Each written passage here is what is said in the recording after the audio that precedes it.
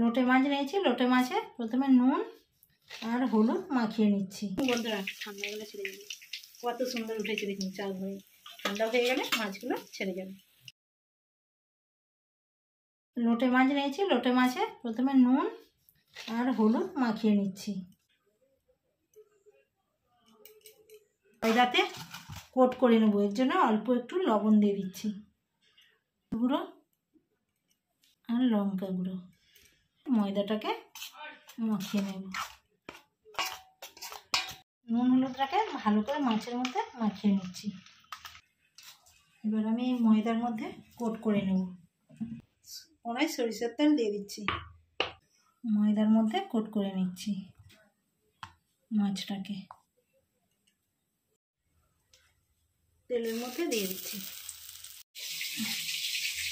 নিয়েছি, এবার মাছটা তেলের মধ্যে দিয়ে দিচ্ছি। এরকম করে একটু এটি দিয়ে দিচ্ছি।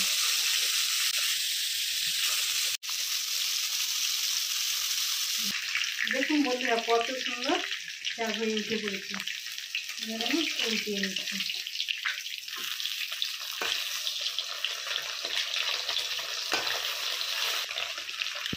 মাছ ভাজা হয়ে গেছে। মোটে মাছগুলো সব ভেজে নিয়েছি, এবার তুলে নিচ্ছি। দেখুন বন্ধুরা ঠান্ডা গেলে ছেড়ে যাবে। কত সুন্দর উঠেছে দেখুন চাল হয়ে। ঠান্ডা হয়ে গেলে মাছগুলো ছেড়ে যাবে। আবারও ময়দায় আমি কোট করে নিচ্ছি।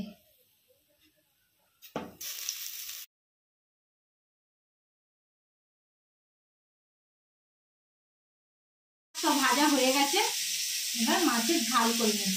ওই তেলেতেই আমি মশলাটা কষিয়ে নেব। প্রথমে আমি রসুন বাটা দিয়ে দিচ্ছি। এবার গ্রেট করে রাখা পেঁয়াজ দিয়ে দিচ্ছি।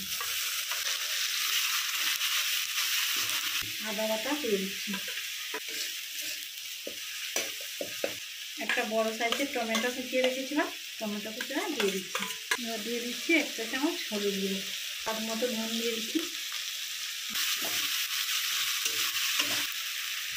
দিচ্ছি ধনে গুঁড়ো 1/2 চা চামচ, দিয়ে দিচ্ছি জিরে গুঁড়ো 1 চা চামচ, লঙ্কার গুঁড়ো একটু, চিনি। মশলাটা ভালো করে কষিয়ে নিয়েছি, অল্প একটু জল দিয়ে দিচ্ছি। মশলা থেকে তেল ছাড়তে শুরু করে দিয়েছে, এবার আমি জল দিয়ে দিচ্ছি। আমি ভালো করে ফুটিয়ে নিয়েছি। ভিজে রাখা মাছ দিয়ে দিচ্ছি।